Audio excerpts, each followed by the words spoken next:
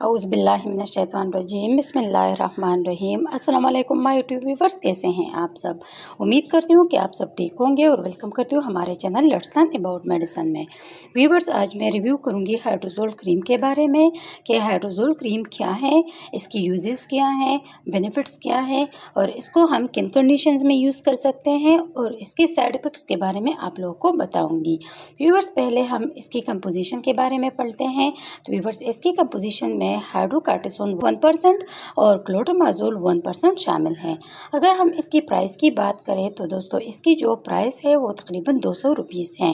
Viewers, पहले हम इसकी यूजेस के बारे में पढ़ते हैं कि इसको हम किन कंडीशन में यूज़ कर सकते हैं।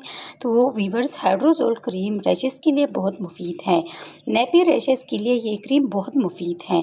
अक्सर हम बच्चों के नेपीज देर से जो है ना चेंज करवाते हैं तो उसकी स्किन रेड कलर की हो जाती है।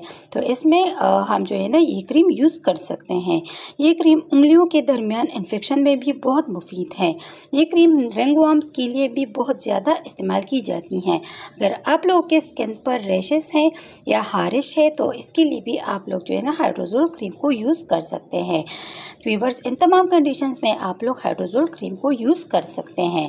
अच्छा व्यूवर्स, अब आते हैं इसकी साइड इफ़ेक्ट्स की तरफ कि इसके इस्तेमाल करने से आप लोगों को क्या साइड इफ़ेक्ट्स हो सकते हैं। तो व्यूवर्स, इसके इस्तेमाल करने से जो है ना आप लोग की स्किन खुश्क हो सकती हैं।